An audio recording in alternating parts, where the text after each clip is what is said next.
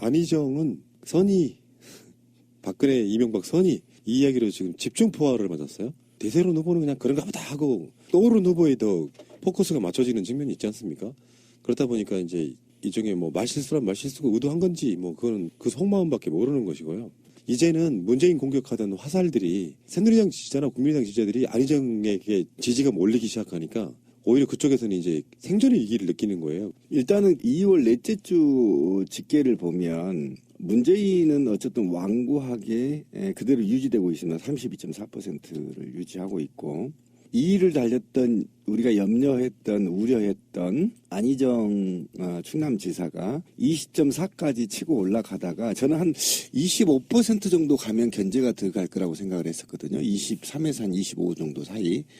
그런데 그게 이제 위협적으로 또는 완고하게 지지층을 유지하기 위한 지지율이 25%라고 보면 적어도 아무리 빠져도 19% 밑으로는 빠지지 않기 때문에 굉장히 유리한 고지를 차지할 거라고 생각을 했었는데 의외로 빨리 협공을 당하고 있습니다. 사실은 당내에서도 위기의식이 있었죠. 혹시 이러다가 뒤집어지는 거 아니냐 경선에서 위기의식에서 견제가 좀 들어갔고 외부에서도 보수층들의 소멸의 기점이 안희정 지사가 너무 치고 올라가면 우리가 말하는 정통 보수층이 거의 소멸 단계에 있는 거 아니냐라는 위기의식 때문에 또 견제가 들어간 거고 그 다음에 이제 좌파 측에서 말하는 우리 이재명 시장 같은 경우는 너무 안희정이 올라가면 오히려 진미님이 우려했던 문재인 스탠스와 안희정의 스탠스 때문에 좀 더 정치권이 전반적으로 우측으로 가는 게 아니냐 라는 이런 반동 정신에 이재명 시장이 또 한 3, 4% 치고 올라가는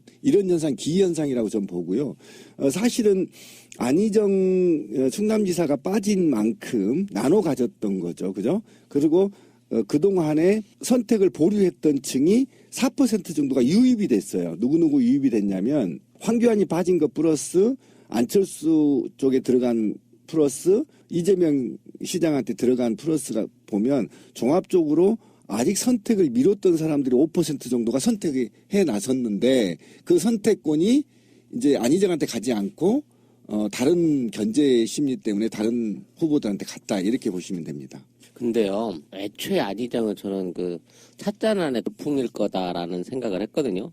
사실 안희정의 지지층 안에 반쯤은 문재인 지지층이면서 안희정을 그냥 상징적으로 같이 밀어주는 듯한 뭐 이런 느낌의 사람이 있었을 거고 어차피 1대1로 남게 되는 또는 당내 내부 경선 안에서도 결국 지금에 있는 그 지지율은 거품으로 보일 게 뻔하다라는 생각을 했었어요. 근데 어찌 됐거나 이제 늘 제가 주장하다시피 여당 안에 아직 확실한 대선 주자가 나서는 사람이 없는 입장에서는 문재인 후보의 독주를 막기 위해서 일부러 안희정을 더 밀어주고 키워주고 거기에 대한 이제 오퍼를 더 많이 내는 이런 그 역선택이 있어서 저렇게 지지율이 올라간다라고 저는 주장을 했거든요. 근데 그 주장에 이제 부합할 만한 내용이 안 된 게 뭐냐면 지금 있는 상황에서 안희정이 뜨면 문재인 표를 깎아먹으면서 뜰 줄 알았단 말이야. 근데 문재인은 부동으로 있으면서 황교안 표가 한 5%가 사라져버린 거예요. 그러니까 기존에 그 여론조사를 했을 때 15% 선에 와 있던 황교안의 지지율이 안희정이 20%가 됐다고 나오는 순간 11%로 떨어져 버린 거란 말이지. 그러니까 안희정으로 문재인을 견제하려고 했다가 오히려 황교안 표만 깎아먹은 꼴이 된 거고 그래서 오히려 지금에 있는 바른정당이나 자유당이 안희정에 대해서 너 거짓 스탠스 취하고 있다. 너 보수 아니잖아. 코스프레 하지 마. 이런 식의 반발이 나오기 시작했다는 거예요. 근데 이 보수 코스프레에 대해서는 저도 굉장히 비판적으로 생각하고 또 그쪽에 대해서 별로 이렇게 좋은 모양은 아니다. 오죽하면 이제 그 정도로 할 것 같으면 차라리 안 바른 자유당을 창당해갖고 합당해서 그쪽 가서 출마를 해라라고 말할 정도까지 제가 얘기를 했었는데 그럼에도 불구하고 이러한 식의 어떤 그 코스프레가 기존에 그 무당파라든지 보수 쪽에 쏠려있던 층의 표층을 어느 정도 끌고 온 건 사실이 아니냐라는 점을 인정을 해줘야 될 것 같아. 그러니까 낚시를 이렇게 밑밥을 뿌렸는데 상당히 괜찮게 장사는 잘 됐어. 그랬는데도 그 점에 있어서는 어느 정도 인정을 해줘야 될 것 같은데 결국 당내 경선 안에 들어가면 지금 안희정이 하고 있는 포지션은 뭐냐면 집토끼는 이미 문재인 후보 측에 너무 많이 뺏겨버린 상황인 거고 이제 들에 있는 산토끼들은 뭔가 이렇게 끌어당겨 오기에 확실한 포인트가 없다 보니까 좀 관리가 허술한 지키는 사람이 없어 보이는 보수네 집 토끼를 마치 훔치러 간 듯한 토끼 서리를 하러 간 듯한 느낌이 든단 말이에요. 그래서 지금 있는 상황에서 그 안 지사의 지지율이 실제 나중에 이제 사람들이 직접 투표하는 상황에서 지지율로 될 것이냐 이거는 좀 아니라고 판단하는 게 맞다 싶은 거예요. 안희정은 본인 자체가 문재인 호위무사 이렇게 생각했을 수도 있는데 선거 전략이 대선 국면에 들어오면서 저는 바뀌었다고 생각하는 게 뭐냐면 차기를 한번 생각해 보자고요. 차기에는 정치공학적 구도들이 하나가 있는데 만약에 차기를 노리고 덤벼들면요 안희정은 불리해집니다. 이유가 뭐냐면 문재인이잖아요. 후보가. 만약에 문재인 대세론으로 끝까지 간다면 친노잖아요. 문재인 후 또 제2의 문재인으로 또 보여줄 수 친노라는 있다는 그런 거죠. 공격들이 있을 수 있다. 물론 그게 판을 절대로 좌우하는 뭔가가 되지는 않지만 그런 그 판들 때문에 공격을 많이 받지 않습니까 보통은. 그래서 확장성이 떨어질 수 있다. 그래서 어떤 또 반론은 있어요. 영남 PK, TK로 쭉 가다가 그래도 안희정은 충청 아니냐 이런 식의 이제 반론도 있긴 한데 어쨌건 저는 안희정은 엄청나게 지금 본선에서 뛰어보고 싶은 욕심을 저는 이제 부리고 있다라고 저는 봐요. 근데 저는 이제 안희정 비판 예전부터 많이 한 사람으로서 얘기를 해보자면 왜 자꾸 실제 보이는 것을 보려고 하지 않고 자신들이 원하는 프레임을 씌워가지고 보려고 하는지 나는 의문이에요. 무슨 소리냐면 안희정은 처음부터 지금까지 자기 말을 해왔어요. 그걸 편견 없이 들여다보자고.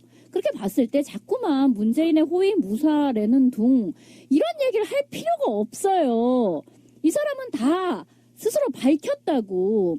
자기가 말하는 시대 교체가 도대체 무엇인지 대연정 얘기 나왔을 때에도 그게 뭔 소리야 너 지금 협치를 대연정이라고 잘못 말한 거지? 라고 했을 때 뭐 아사무사 이야기를 했지만 정확하게는 사실은 이 사람은 정말 대연정을 하고 싶어하는 사람이에요.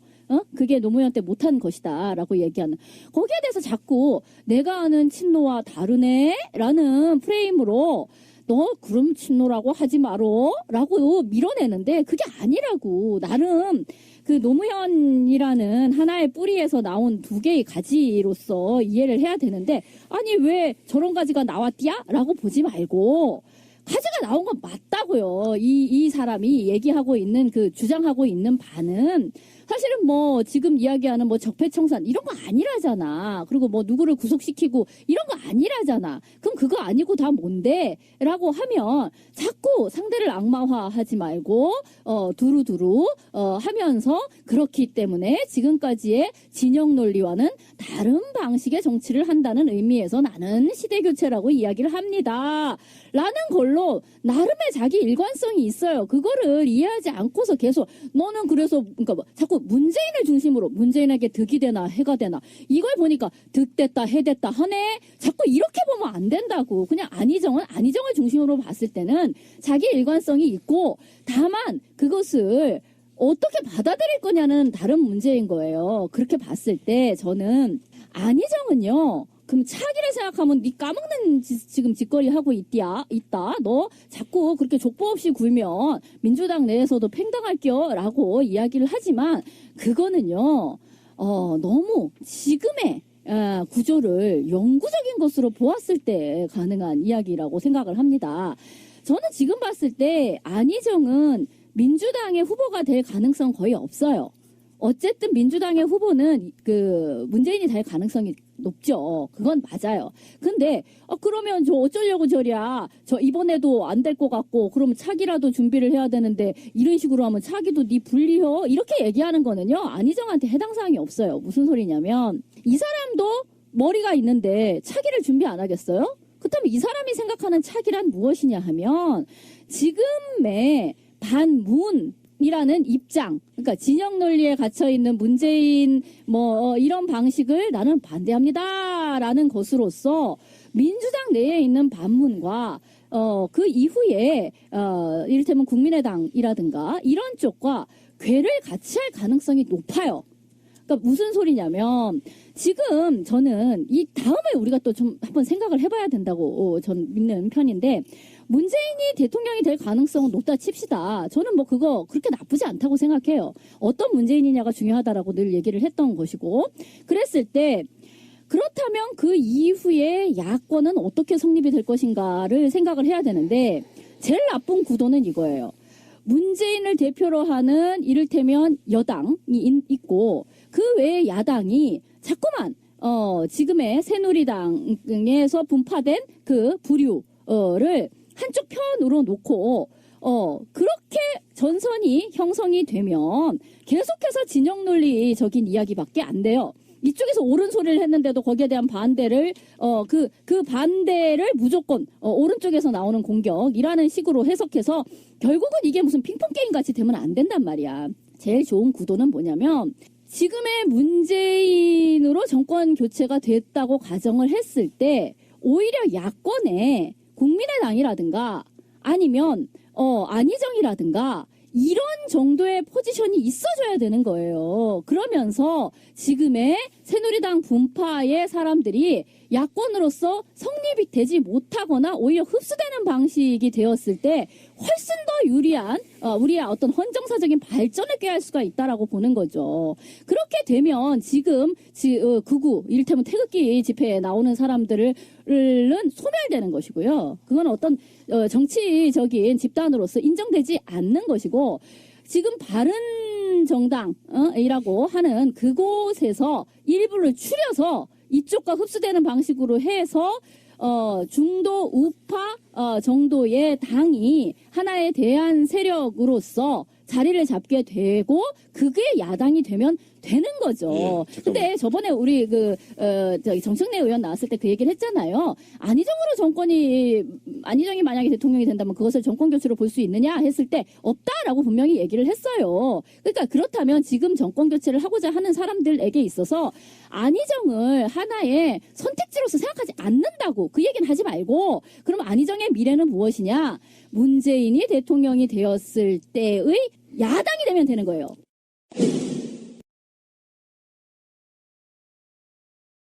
지금 안희정이 과연 그러면 이변을 일으킬 수 있냐가 관건인 거잖아요, 지금. 그러니까 20%를 치고 올라가는 안희정의 문제가 과연 더불어민주당 내에 이변을 일으킬 수 있는 거냐. 이 문제에서 이제 프레임론에서 좀 접근을 해봐야 되는데요. 안희정이가 갖고 있던 어쨌든 지금 스탠스나 공약, 그다음에 미래 국가 개편 구조론이나 이런 것들을 다 감안을 하지 않더라도 프레임 측면에서 한번 분석을 해봐야 돼요. 어떤 측면이냐면 지금 이재명 시장이 2, 3위로 올라와 있을 때 종편들이 하루 종일 이재명 시장을 축켜 올렸었죠. 그래서 이제 치고 올라갔다가 이재명 시장을 한번 대봤더니 문재인을 못 잡겠는 거예요. 그래서 다시 죽이고 안희정을 치어 올라오기 시작했어요. 사이에 있던 안희정을 치고 올라왔죠. 그래서 안희정으로 때려잡으려고 보니까 이게 이제 안희정을 신뢰할 수가 없는 겁니다. 더 만약에 지금으로부터 안희정이 조금만 위험수위를 넘고요. 조금만 정편이 더 띄워버리면요. 제가 볼 때 25% 넘어요. 넘으면 어떤 현상이 벌어지냐면 새누리당 성향의 당들은 다 소멸이 돼버립니다. 굉장히 위험한 상태에 돼 있고요. 안희정이가 25%를 넘어버릴 경우에는 문재인도 위험하게 되는 것이고 둘째로 유승민과 한교안, 안철수가 같이 죽어버려요. 그러면 이 보수층들이 이 국가 프레임을 짜고 있는 조중동 중심의 종편들이 너무 위험한 도박을 할 수 있거든요. 그래서 안희정을 다시 죽이기 시작하고 누굴 띄우냐면요. 다시 이재명을 띄워보는 겁니다. 안희정을 죽이고 이재명이 올리면 누가 올라간지 아세요? 바로 안철수가 올라가요. 그래서 최종 종편이 선택은 저는 안철수가 될 거라는 겁니다. 이게 안철수를 최종 레이스에 올리기 위해서 입맛질을 해보는 거예요. 안희정이 올려봤다가 이재명이 올려봤다가 쭉쭉쭉 올리다가 갑자기 마지막에 레이스에는 안철수를 쫙 올리면서 안철수가 20%로 치고 올라가면서 이제 맞대결로 만들 프레임이 지금 작동되고 있어서 우리가 지금 분석할 때 있어서 오류를 일으킬 수 있는 건 뭐냐면 안희정의 주장이 시민들의 마음을 보수층의 마음을 얻어서 지지층이 올라간다라고 하는 건 그다음에 이 지지층이 완고하게 20%를 유지하거나 또는 안희정이 패권을 가질 수 있을 정도의 18% 이상 또는 15% 이상의 흔들림 없는 지지층을 보이는 지지층이 아니라는 겁니다. 굉장히 위험한 지지층을 갖고 있기 때문에 거품이다. 그렇죠. 이를테면. 어느 정도 쭉 빠져나간다는 거죠. 이런 측면에서 프레임을 한번 지켜보는 것도 관전 포인트가 있어요. 전 동의하고요. 그것도 나쁘지 않다는 거예요. 문제는 저쪽은 구사할 만한 전법이 별로 없고 없기 세울 만한 때문이죠. 말이 없다는 거예요. 결국 이쪽 말 가지고 노는 거예요. 자, 그래서 또 빅데이터 분석을 보면, 그러니까 화제성이 이게 구글, 그러니까 소셜미디어 사회가 되면서 최종의 마지막 레이스를 뛰는 사람들의 보편적인 자료를 보면 빅데이터 분석 자료 거의 비슷해요. 근데 빅데이터 분석 자료에서 화제성 점유율을 보면, 그러니까 시민들의 관심을 갖는 관심도를 따져봤어요. 그랬더니 이 문재인이 가장 높아요. 수치는 말하지 않겠습니다. 그 다음에 이재명이 넘버 2로 나오고요. 3위가 황교안입니다. 그 다음에 4위가 안희정, 5위가 안철수 이런 식으로 나오거든요. 그러니까 그렇게 된다고 한다면 이 빅데이터 분석은 어떤 걸 의미하냐면 안희정보다 문재인이 낫지만, 안희정보다 이재명이 낫지만 이재명은 확고한 자기 지지층이 다져지면서 올라오고 있는 것이고요.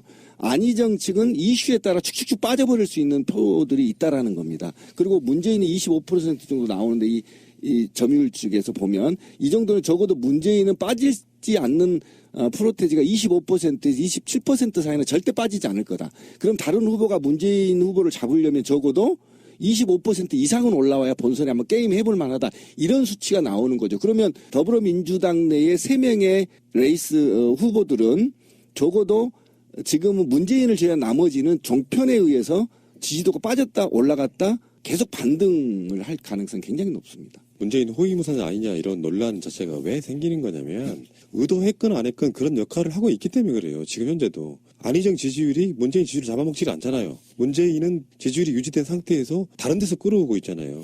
그게 정치적으로 호위무사 역할을 하고 있는 거다라고 그렇죠. 일단 보는 건데. 그럴 수도 있는데 어쨌든. 근데 이제 그 보수 쪽이나 정편 쪽에서 어떤 프레임을 갖고 막 그 장기판에 말을 두듯이 하는 게 아니고 국민들이 민심이 그렇게 움직이고 있으니까 그러면 최소한 문재인이 안 되게 해볼까 하는 그런 장난치를 치려고 하는 거죠. 그래 봐야 안철수는 저는 이미 진열 때다가 꽤 오래전에 올려진 상품인데 호감이 없어서 지금 사가지 않고 있는 그런 거기 때문에 전 대안이 될 수 있다고 생각하지 않고요.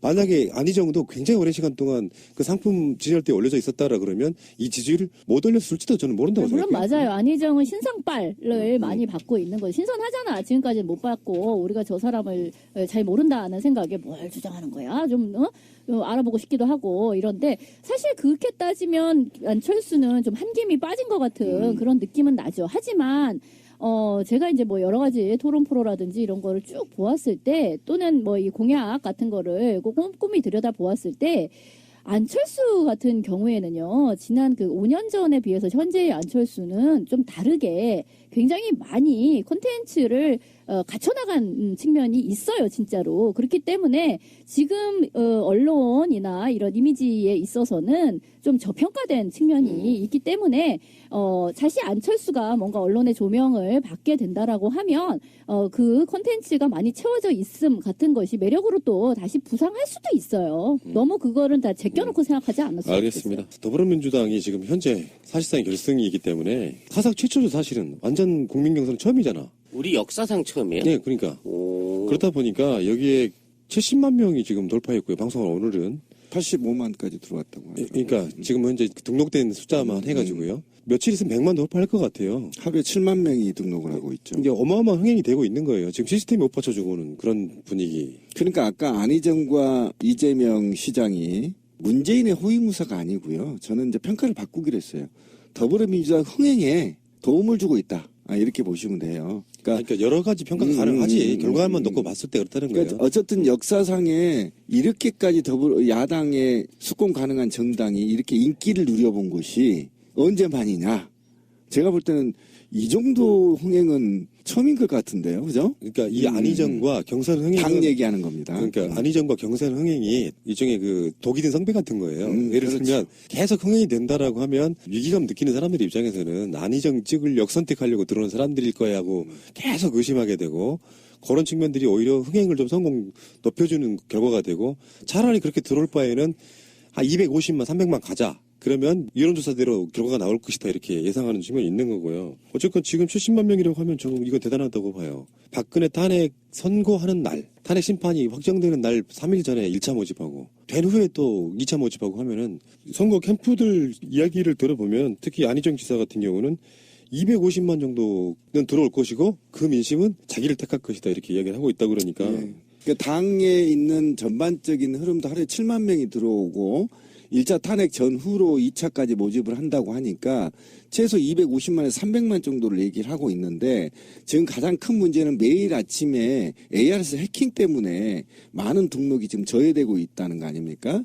그러니까 그런 해킹이 이게 계속 전화를 돌림으로 인해서 가부가 걸리게 만들어서 그건 디도스잖아. 전화 디도스. 그렇죠. 더불어민주당의 흥행을 조금이라도 저지해보고 또는 역선택의 효과를 노리기 위해서 250만 이상이 등록 못하게 계속 방해를 하고 있음에도 불구하고 일단은 하루에 7만 명씩이 등록이 되고 이후에는 이제 컴퓨터로도 등록을 할 수가 있어서 지금도 돼요. 지금 20일부터 그렇죠. 월요일부터 20일부터, 가능합니다. 은행용 공인 인증서를 가지고 있는 사람은 그 컴퓨터로 이제 다 가능하고요. 전화도 지금 이제 하나 회선을 늘린 상태입니다. 그렇죠. 그래서 어쨌든 250만은 훅 넘을 것 같다. 이게 이제 당내에서도 예상입니다. 이게 그러니까 지금까지 민주당이 그런 비슷한 류의 선거인단 모집한 적도 있었잖아요. 예전에 박원순 시장 뽑힐 때도 아마 그렇게 모집을 했던 걸로 기억하는데 그 규모에서 봤을 때 마지노선 딱 기준이 150만이래요. 150만 정도면 전통적으로 지금까지 민주당 지지받던 사람들이 그 맥시멈이 그 규모고 그 숫자로 넘어가면 경선을 하게 되면 압도적으로 문재인 후보가 유리할 수 있고요. 거기다가 이제 안희정 쪽 입장에서는 250만쯤 되면은 나를 찍으려고 들어온 사람들이 굉장히 많을 거야. 이런 식으로 이제 자가 발전을 하고 있는 건데 어떻게 생각해보면 이런 거 있습니다. 안희정 역선택이 우려된다. 그래서 사실 이제는 반새누리당이 돼버린 것 같은 뭐 이런 느낌으로 안희정을 이미지화 시키면은 거기에 또 반발해가지고 많은 분들이 또 등록하게 되지 않을까 하는 측면이 있어서 결과를 떠나서 일단 흥행의 성공을 하기 위한 교두보가 마련되고 있는 게 아닌가 싶어요. 사람이잖아요. 우리들은 뭐 최순실이가 해먹으면은 막 재산이 몇 조설 나오고 숫자에 대한 무감각이 좀 있는데 100만 명 모인다는 게 그게 쉬운 게 아니에요. 그럼 후보자들의 말에 일희일비 할 필요가 없습니다. 저도 이제 지방선거긴 하지만 선거대책본부장을 해봤는데 뭐 한 7대3으로 저도 자기가 이긴다고 밖에 나가서 얘기해요. 자체 ARS 돌리거든요. 그러니까 거기 너무 일희일비 하지 말고 크게 대승적 차원에서 접근했으면 좋겠어요. 숫자가 많다는 의미의 숫자가 첫 번째로 등장하는 게 만이에요. 만 명. 사람 10,000명만 봐도 어마어마한 숫자가 모이는 거잖아요. 그래서 만이래요. 많다는 의미의 만. 뭐 그런 의미가 있어서 근데 그 만이 100만, 200만, 300만 그러면은 이거는 뭐 정청래 의원도 얘기했고 신비님이 가끔씩 얘기하는 황소 몸무게 맞추기 같은 사실상 어떤 그 조작이 좀 불가능하다 뭐 이런 이야기도 있는 것이고요. 자, 민주당 경선 이야기는 여기까지 하시고 최근에 그 이야기도 먼저 한번 해봅시다. 문재인 안보 포럼이라는 게 있었어. 종편들 정말 놀랍다. 거기에 이제 뒤에 걸린 태극기가 잘못 그려졌다는 거야. 그러니까 이를테면 이런 거에 원래 이렇게 가로로 걸잖아요. 근데 세로로 걸다 보니까 그것이 거꾸로 걸렸다는 것을 눈치채기가 쉽지가 않아요. 그게 사실 그 세로로 걸었을 때 이게 빨간색이 왼쪽이냐 파란색이 왼쪽이냐 이거 상식적으로 아는 사람 별로 없어요. 그러니까 다른 국기들이 이렇게 눕혔을 때 오른쪽이 상이고 왼쪽이 하인 개념이에요. 근데 그게 태극기는 거꾸로 걸렸다는 거야. 근데 이런 거는 비난거리가 안 되는 게 예를 들어서 예전에 기억들 나시죠? 이명박이 무슨 의원 갔다가 진짜 자기가 들고 있는 태극기를 거꾸로 들고 있어. 이런 거 우리가 비판 많이 했었잖아요. 그 안보 포럼 같은 행사는 그냥 이벤트 기획사가 하는 거예요. 문재인 책임이 어떻게 그게. 근데 그 태극기가 굉장히 우리께 너무 대상화돼 있어서 말이죠. 예의를 많이 차리는데 태극기가 거꾸로 들면 어때요? 그게 뭐 문제가 있나요? 친일파야. 태극기를 세로로 들게 되는 태극기와 위에서 아래로 되는 태극기는 틀려요. 그림이. 세로로 드는 태극기를 위에서 아래로 걸 수가 없어요. 이해 가세요? 무슨 말을 하는지? 따로 제작이 돼야 됩니다. 공공감리가 있기 때문에. 그러니까 그리고 밑에 하얀 부분을 위에서부터 내리는 걸 길게 내리거든요. 1.5배를. 이거를 하더라도 파란색이 좌측으로 가고 빨간색이 우측으로 가는 게 아니라고. 그 길게 내리는 태극기는 원래부터 빨간색 위로 가고 공공감리를 제대로 쓰되 길이를 길게 빼는 거라고. 그러니까 쉽게 말하면 그냥 세로로 들어야 할 태극기를 우측으로 걸면 이 자체가 안 되게 돼 있다고. 그리고 안 되게 돼 있을 뿐만 아니라 이것을 문제 삼으면 문제가 그 문제 삼는 게 문제가 되는 거라고. 이해 가시죠? 무슨 말인지. 그 정편의 논리는 이런 거더라고. 그러니까 그 개 같은 소리입니다. 그게. 정편의 논리 이런 의미가 거야. 없는 거 갖고 싸우는 거예요. 거기 나온 시사평론가가 이렇게 말해요. 물론 문재인 후보가 태극기를 저렇게 걸라고 하진 않았겠죠. 그런데 거기 자리가 어떤 자리냐? 안보 포럼이란 곳인데 좀 더 세심하게 신경을 썼어야 돼. 그래서 문재인 후보가 그런 배려가 없다는 거야. 비판을 해도 좀 수준 있게 했으면 좋겠어. 저거 잘못됐네요로 얘기하면 끝나는 문제지. 그걸 또 안보관으로 연결을 시켜요. 대단하신 분들이고 문제는 뭐 대세론 얘기하지만 문재인 대표 입장에서는 이건 안 할 수도 없고 하기도 좀 그런 부분이지만 해야 됩니다. 뭐냐면은 가장 유력하게 지금 1위로 치고 나가는 후보가 이번 선거는 특수한 선거잖아요. 당선되자마자 바로 청와대 들어가야 돼요. 국무회의 바로 해야 되고 박근혜가 임명한 장관들과 국무회의 해야 돼요. 그러면 장관들 문제는 청문회에서 통과되냐 안 되냐의 문제가 있고 굉장히 많은 논란들이 있잖아요. 그래서 사실 우리나라 정권들이 보통 장관 임명할 때 차관급까지는 실무자 위주고 장관급들은 정치인들 많이 꺾거나 이런 방식이잖아요. 그래서 지금 현재 문재인은 그 차관급을 물색하고 있다는 보도가 나오고 있는데 이를테면 이제 대세론 후보만이 누릴 수 있는 혜택 같은 거죠. 나머지 후보들이야 그 정도의 신경을 쓸 여력이 없는 거예요. 지금 문재인 후보 같은 경우는 차관급 물색해서 그 에이스 공무원들 리스트 만든다 이런 이야기도 나오고요. 그래서 지금 현재는 보도가 안 돼서 그렇지 그 관과 이런 데서 문재인 후보 캠프에 줄 서는 공무원들이 있다. 그러니까 대세론이라는 게 그렇게 무서운 거예요. 그거 좋잖아요. 미리 이렇게 신청자를 다수로 받아놓으면 그 사람들이 더 열심히 활동하지 않을까? 문재인 후보가 돼야지 자기한테 떨어질 만한 그게 있으니까. 그런 게 어차피 여당의 프리미엄 같은 거였잖아, 예전에는. 그런데 좀 무서운 얘기를 해보자고요, 지금은. 문재인 겨냥한 테러 첩보가 입수됐다. 이게 그냥 나오는 이야기가 무슨 썰 수준이 아니고요. 실제로 지금 헌법재판소라든지 태극기 들고 나오는 집회, 그 집회에서도 거의 발악에 가까운 짓들을 하고 있지 않습니까? 그러니까 실제로 어떤 그 트라우마가 떠오르냐면은 저는 그때 시절에 살지도 않았지만 제 2군가국 시절에 장면, 신익희 이런 분들 이상하게 공교롭게도 이승만과 대결하려다가 돌아가시고 이런 게 있었잖아요. 그래서 석연치 않게 느끼는 측면이 있었고 이 부분에 대해서는 그냥 하는 말이 아니라 이게 구체적인 내용이 담겨있는 첩보가 들어왔다라고 하면 굉장히 신경 쓰일 문제라는 게 상상하기도 싫지만 만약에요. 대선 1위, 대세론 후보가 낙마하는 상황이 벌어진다면 참씨. 엄청난 이거 혼란이다. 무슨 나라 자체가 아마 어마어마해진 상황이 될 거예요. 구한말도 아니고 진짜 그런 류의 어떤 시도를 하는 세력이 있다 그러면 진짜 그거는 뭐라고 말을 못 하겠네. 이거 어떻게 어떻게 멸종을 시켜야 되지? 그러니까 우리는 박사모나 소위 탄기국 집회에서 발언한 내용들을 소수 의견이라고 보고 또는 일부가 우리가 품어야 할 아픈 상처다 이렇게 저도 얘기를 하지만 실제로 몇 개월 탄핵 직전으로 한번 가보자고요. 탄핵 직전에 누가 움직였냐면요. 다른 탄기국도 없었고요. 다른 단체도 없었어요. 오로지 반대하는 단체가 엄마부대 이외에는 없었습니다. 엄마부대가 최초로 탄핵 반대 집회가 있었고요. 그분들은 겨우 돼봐야 7, 8명 수준이었습니다. 주옥순 부대를 얘기하는 겁니다. 제일 먼저 나왔는데 그러다가 박사모가 나오기 시작을 했고요. 그 다음에 탄기국이 만들어졌습니다. 그리고 그제 제가 집회를 갔을 때는 이 집회가 커지다 보니까요. 어떤 현상이 벌어지냐면 헌재 앞에서 있었던 얘기예요. 탄기국 아이들이 1인 시위를 하는데 그 옆에 주옥순의 엄마 부대가 1인 시위를 한단 말이죠. 그런데 경찰이 왔어요. 경찰이 와서 10m 안 되니까 떨어지세요 하니까 자기들 둘이 싸웠어요. 내가 먼저 왔는데 네가 가 이렇게. 그러니까 뭐냐면 그들 내부에서도 뭔가 충성 경쟁이 이루어지고 있고 뭔가 누구한테 내가 더 박근혜 탄핵 기각을 위해서 투쟁했다라는 걸 증명해야 되고 그걸 사진으로 찍어서 누구한테 보내줘야 되는 시기가 왔다라는 거죠. 제가 왜 이 얘기를 구차하게 하냐면 3개월 전에 박사모 집회와 지금 오늘 현재의 탄기국의 집회의 발언들을 보면 쭉 테러 수준까지 올라오고 있습니다. 그리고 현직 국회의원들이 이 집회에 참여해서 선동을 해가는 거죠. 그런데 이렇게 선동이 되면서 제가 솔직히 말씀드리면 10만 넘었어요. 자, 이렇게 되고 그 다음에 헌재 앞에 그 다음에 벙커 넘버원 앞에 국회 앞에 그 다음에 특검 사무실 앞에까지 대규모로 지금 집회를 하고 있습니다. 예, 매일 하고 있습니다.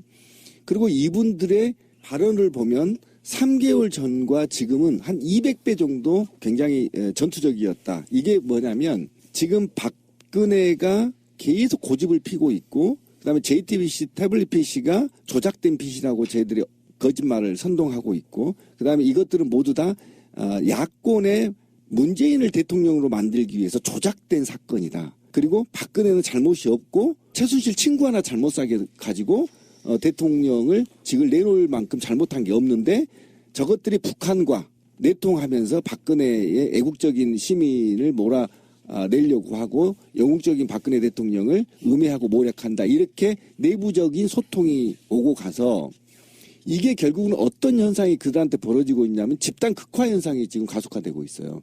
그래서 이분들이 테러를 해도 정당화되게끔 이미 의식화가 되어 있다. 난 이게 두렵다라는 겁니다. 그래서 누군가가 명령을 내리지 않아도 지금 그들의 수준은 조금만 한 번만 불을 누가 질러주면 박근혜가 질러주든 누군가가 질러주면 야권의 주요 인사들이 테러될 가능성이 굉장히 높습니다. 굉장히 심각한 상태. 이거는 현장에서 박사모들하고 몸을 맞아본 사람만이 느끼는 이 감각이 있는 겁니다. 굉장히 위험하고요. 경찰이고 뭐 무조건 때립니다. 이 정도까지 올라왔는데 3월 1일 이전 좌우로 해서 박근혜가 메시지를 남기거나 또는 여기에 대리인단들이 어떤 메시지를 던졌거나 또는 이들을 지금 리더하고 있다는 김진태나 이런 아이들이 몇 마디 던지면 실제로 테러가 일어날 가능성이 높아서 아까도 말씀드렸지만 현재 긴급 24시간 근접 경호입니다. 이게 쉬운 게 아니에요. 근접 경호 집에까지 24시간 서 있어야 돼요. 잠잘 때도 서 있고 화장실 갈 때도 서 있고 이러면서 같이 문재인 전 대표도 사실은 지금 근접 경호까지 지금 배치해야 되는 상황이 도래됐다. 굉장히 심각한 상황이다. 이렇게 보시면 돼요. 주요 인사라고 하는 문재인은 당연히 보호해야죠. 뭐 헌법재판관 보호해야 됩니다. 국회의원들 보호해야 되겠지만 자 막상 그들하고 광장에서 맞부딪혀 있는 우리 촛불 시민들 저들이 나쁜 의도를 갖고 스스로 무장을 하고 각오를 갖고 흉기를 쥐고 습격을 해온다고 하면 고의적으로 자 그러면 어떻게 해야 돼요 우리 시민들은 경찰이 지켜주지 않고 방조한다고 든다고 치면 우리가 자경단이라도 만들어서 그걸 방어를 해야 됩니까? 아니면 저들이 하는 폭행이나 폭력행위가 뻔히 보일 거라고 예상을 하는 이런 소리를 듣고 그럼 나오지 마세요라고 말을 해야 되는 건가요? 또 뭐 어떻게 우리는 그럼 대비를 해야 되는 거죠? 알아서 피하는 방법밖에 없는 것이고요. 싸우겠다고 달려드는 사람한테 빨리 피하는 게 가장 좋은 방법인 거고 문제는 이제 주요 대선 후보에 대한 경호 문제의 주제니까 이런 거 있을 수 있어요. 예를 들어서 아까 신민님 말씀에 조금 더 추가를 하면 그런 것들을 주도하는 게 문재인이다. 이런 논리가 성립을 그렇죠. 그쪽이 만들잖아요. 실제로 그렇게 지금 알고 있어요. 그러니까 지금 뭐 얘기를 들어보니 문재인 테러를 위한 특공대 모집 예. 그런 첩보라는 거잖아요. 네. 테러라는 게 우리가 말하는 것처럼 뭐 심각한 총칼도 있을 수 있겠지만요. 백색 테러라 그래서 어디를 갔는데 뭐 계란과 밀가루를 범벅 씌운다라든지 이게 이런 게 있어. 우리들 입장에서는 뭐 저런 새끼들이 다 했냐고 분노하겠지만요. 반대로 말하면은 저들이 봤을 때 저게 괴수한테 막 밀가루나 계란 같은 걸 뒤집어 씌웠을 때 느끼는 통쾌한 복수심 같은 것들이 발동하면요. 움츠리고 있던 그 샤이 보수들이 일어날 가능성이 있는 그런 측면이라고 저는 보는 거거든요. 자기들이 보기엔 악이잖아요. 그 악에 대해서 응징을 했다. 자, 우리도 이제 숨어있지 말고 일어나자. 그런 의미로 쓰일 수 있다는 생각이 들어서요. 그러니까 실제로 페이크 기사나 게 가짜 기사하고 그다음에 예를 들면 이런 거예요. 지금 전라도 전주에서 제가 직접 음성을 제보받았는데요. 국민의당의 전주의 정치인들이 특별법이 기간 연장을 문재인이 반대한다. 이렇게 소문을 내요. 그런데 이거를 택시 기사들이 나불거리고 다녀요. 그러면 전주에서는요.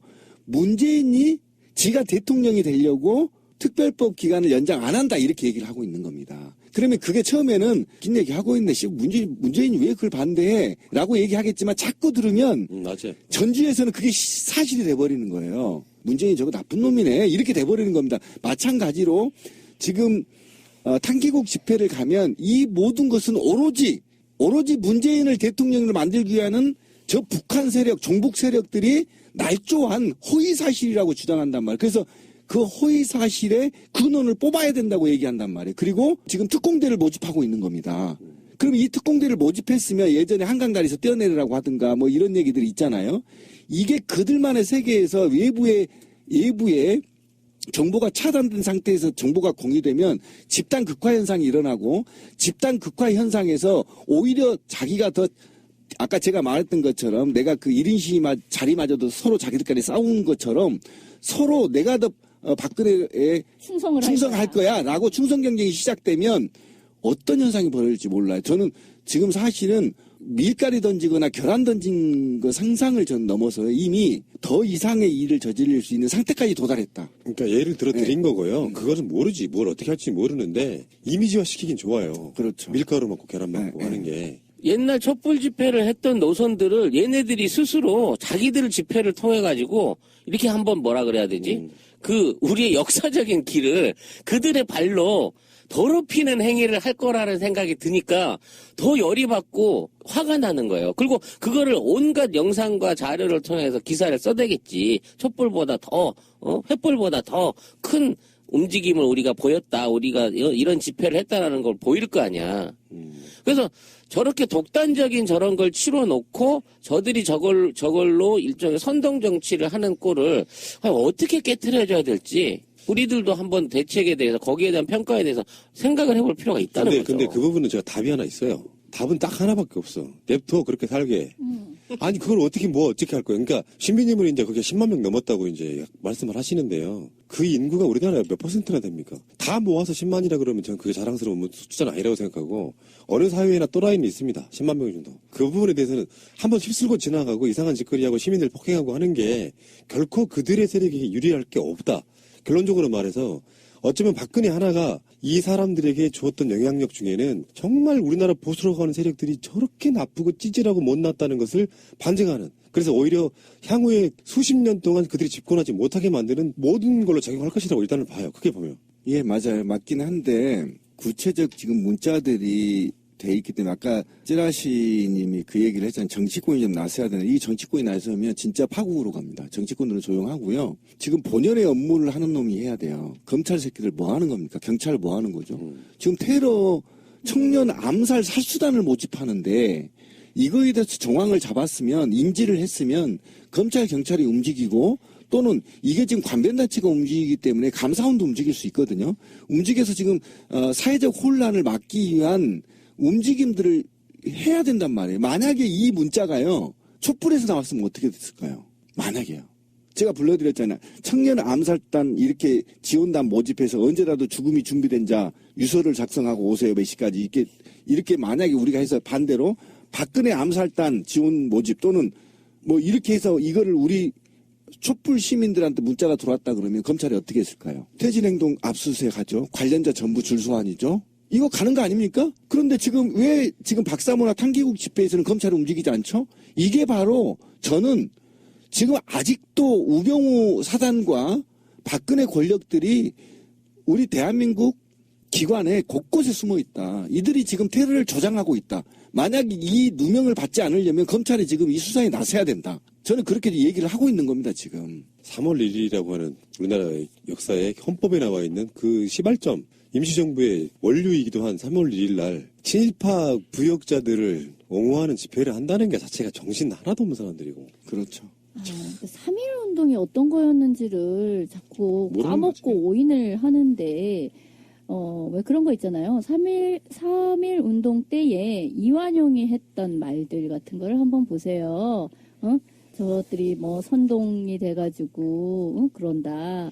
하나도 바뀌지 않을 텐데, 이런 짓을 하는 것은 어리석은 일이다. 3.1 운동 자체를 이완용 같은 친일파들이 지금, 그 극우파들이 촛불이나 이런 시민들을 바라보고 하는 말이랑 어쩌면 그렇게 똑같은지 알 수가 없다 싶을 정도로 그들이 그러니까 친일파의 그 정신이 그대로 독재 정권으로 이어오고 있었단 말이죠. 근데 그 후예라고 할 수 있는 자들이 지금 3.1절에 자신들의 봉기의 날로 잡았다는 것 자체가 역사 인식 자체가 하나도 없거나 아니면 너무 뻔뻔스러운 거예요. 그 이야기를 마무리하자고 하면 문재인 대표에 대한 뭐 테러 설, 그게 그 이야기를 그냥 설로 나온 게 아니에요. 대변인 격인 김경수 의원이 직접 언론에 한 얘기예요. 구체적인 첩보가 들어와서 지금 경호를 강화했다. 예비 후보라서 공식적인 경호가 안 붙는다네요. 그래서 그러니까 야당 후보가 공식적으로 되면 그때부터 이제 대선까지 경호가 붙게 되는데 그 전까지는 굉장히 좀 어려울 수 있다고 생각이 들고 또 그런 설이 돌면 있잖아요. 야당 후보들 움츠러들어요.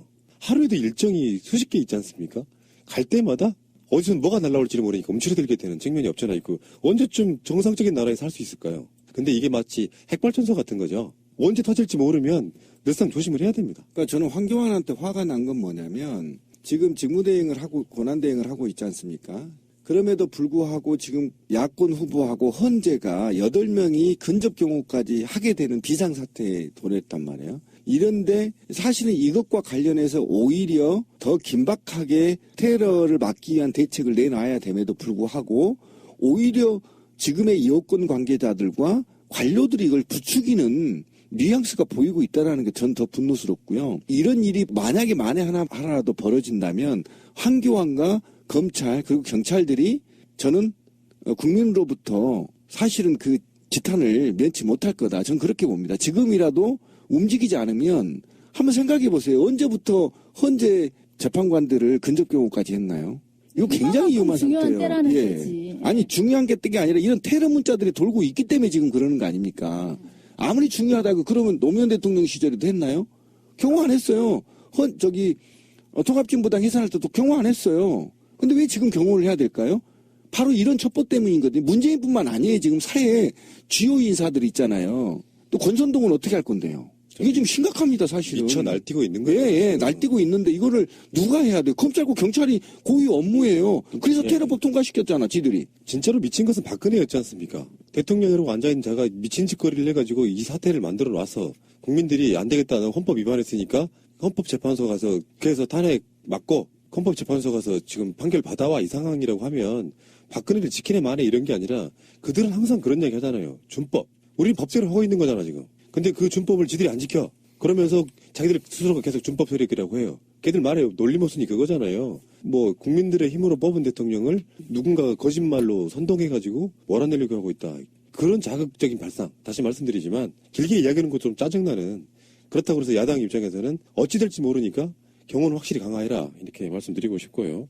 짤막하게 이런 얘기 하나 해볼까요? 유승민이 최근에 발언하는 것 중에 이런 게 있습니다. 3년 안에 최저임금을 10,000원으로 올리겠다.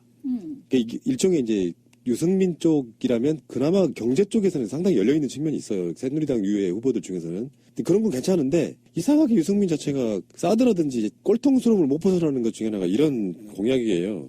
여가부 폐지하겠다 처음에 그 발언이 있었어요. 여가 폐지하겠다. 그래서 양성평등이라는 게 꼭 여가부가 있어야 되냐. 모든 부처가 무조건 해야 되는 거기 때문에 여가부 없애겠다라고 했다가 논란이 되니까 나중에는 세상이 좀 좋아지면 발전적으로 해체할게 이렇게 해명을 했는데 진미님이 한번 제대로 한번 쏴주시죠. 아니 여가부와 관련해서는 솔직히 지금 여성계 안에서도 지금의 여가부는 솔직히 좀 계륵 같은 면이 있어요. 그러니까 무슨 소리냐면 없애야 된다는 뜻이 아니라 사실은 이게 성평등과 관련된 부서라기보다 굉장히 그냥 허울만 이제 여성가족부라고 해놓고 사실은 여성과 또 가족 이렇게 이걸 또 두 개를 묶는다는 것도 잘못된 일인데 그건 마치 고용노동부 같은 거죠. 그러니까 그래 놓고 온갖 무슨 보육이라든지 이런 쪽 업무를 이쪽에다 집어넣은 상태에서 실질적으로 어떤 성평등과 관련된 역할을 하지도 못하면서 오히려 이상한 여혐주의자들의 어떤 표적이나 되는 참 이상한 어떤 계륵과 같은 상태이기는 한데, 근데 이제 이것과 관련해서 그러면 이거를 제대로 어떤 성평등과 관련된 그런 부서로 만들 것이냐라든가 또는 뭐 안철수 캠프 같은 데에서는요, 이것을 이제 훨씬 더 격상시키는 걸로까지 나오고 있어요. 그러니까 이거를 아예 그냥 하나의 부서가 아니라요. 이게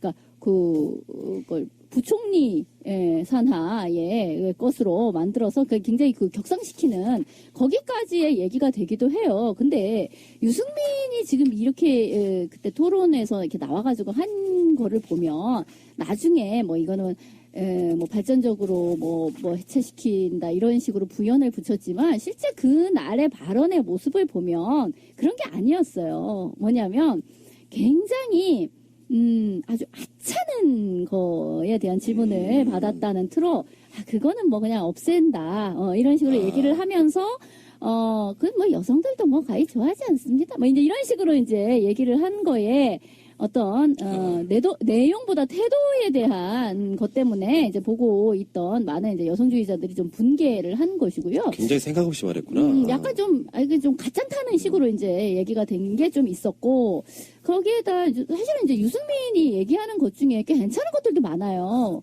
아까 그 최저임금 얘기도 있지만 장애인 관련 해가지고 부양의무제 폐지 같은 거는 꽤 이런 걸 받네 하는 정도로 먼저 그렇게 얘기를 한 바도 있고 탈핵 관련해서도 이 사람이 아무 생각 없어 보였는데 어떤 그 핵 발전소의 어떤 단계적 감축 같은 이야기를 하더라고요. 그러니까 그런 거는 괜찮기는 한데 사실 이제 이쪽에 뭐 진영을 초월하는 문제이기는 하나 전체적으로 여성주의 이슈에 대해서는 너무 이거를 작은 사안으로 인식하는 것이 아닌가라는 생각이 드는 거죠. 저는 제 자신뿐만 아니라 우리 애청자분들도 그러리라고 생각합니다. 박근혜의 경제민주화 공약에 속아서 대통령을 찍었다는 거 아닙니까? 빅데이터 결과. 저는 유승민 할아버지가 와도 이 새끼들은 모두 다 거짓말쟁이다. 남경필 전 믿지 않습니다. 내놓은 정책 믿지 않습니다. 왜? 그들이 그러면 1만 원을 만들기 위해서 그들이 집권 여당일 때 과반이 넘었을 때 그들이 어떤 스탠스를 취했는지 이제 와서 유승민이 갑자기 자고 일어났더니 하늘에서 뭐 신이 내려와서 너 2만 원 해라 이렇게 될 리는 없기 때문에 유승민과 남경필 새누리당 아리들이 했던 말은 모두 다 새빨간 거짓말이다 이렇게 생각하십시오. 대봐야 안 됩니다. 쟤네들은 뼛속까지 자본주의 뼛속까지 인기영합주의이기 때문에 저는 할 수 없고 그들은 절대 머리가 국민을 위한 정책을 하려고 나온 새끼들이 아닙니다. 자기들의 권력과 정치적 가문 등등을 이유로 정치를 하는 녀석들이기 때문에 오로지 본인들의 호가오임한 목적이다. 그들이 과연 개선해서 국민을 위해서 정치할 거다. 저는 그렇게 보지 않고 자유한국당과 바른정당은 반드시 소멸의 길을 밟게 만들어야 된다. 그것이 이번 촛불의 민심이다. 우리 용어 통일합시다. 자꾸 입에 익은 새누리당과 자유당으로 하려 했다가 한국당 이렇게 나오니까 우리 그냥 잔당으로 해. 잔당. 그러자. 자한당 해서 잔당. 어차피 없어질 당인데. 네, 잔당으로 합시다. 자한당 줄여서 잔당이에요. 잔당. 네. 유승민이 그래도 그쪽에서는 가장 진보적인 사람인 거예요. 상대 비교를 해보면. 그럼에도 불구하고 수구 꼴통적인 마인드가 꽤나 남아있더라. 그런 이야기를 해보고 싶어서 이 이야기를 그렇죠. 꺼낸 네, 맞습니다. 그러니까 우리가 박근혜가 경제민주화 할 거라고 착각한 것처럼 유승민이 또 우리가 또 속냐? 네, 속지 말자. 그들은 절대 변하지 않는다. 근데 이제 이를테면 여성가족부 같은 경우는 민주정부의 유산 같은 거잖아요. 그 당시에 김대중 대통령 같은 분들은 정말 공 많이 들이셨고요. 근데 그런 부처가 어떤 정권이 잡게 되면 아까 말한 신민이 말씀처럼 정말 수구꼴통스러운 부처가 돼버리고 노동부가 오히려 그 사용자 입장을 더 두둔하게 되는 그런 나라가 돼버려가지고 그러니까 지금 유승민의 답은 저는 그렇게 생각해요. 어떤 고민도 해본 적 없다. 그런 어떤 정책들에 대해서 해본 적이 없다가 답을 내가 너무 쉽게 경박하게 했구나라고 느낀 거예요. 아니 자기들은 그러겠죠. 우리들이 볼 때 적폐청산의 의지가 있구나. 지는 그렇게 생각했겠죠. 그게 적폐청산랑 뭔 관계야? 아니 그 박근혜 씨 예전에는요 이게 여성가족부가 아니었어요. 여성부였었어요. 여성부였었는데 그때는 굉장히 진보적인 활동가들이 들어가 있었어요. 그런데 이게 변질됐거든요. 그러니까 한명수 총리가 할 때 그럴 그렇죠. 때하고 지금은 완전히 달라졌다는 거고요. 아니 이게 여성부가 왜 필요해서 만들었겠냐고 낭송부가 없는데 그만큼 여성에 대한 어떤 인권이나 대우가 취약하니까 정부적인 차원에서 지원하자고 만든 거 아니에요. 근데 그걸 없애는 게 당연한 거라고 생각하는 논리가 거기 있다니까. 유승민은 모병제 반대한데 왜 그러냐니까 모병제하면 다 가난한 애들만 군대를 가서 그렇게 하는 거야.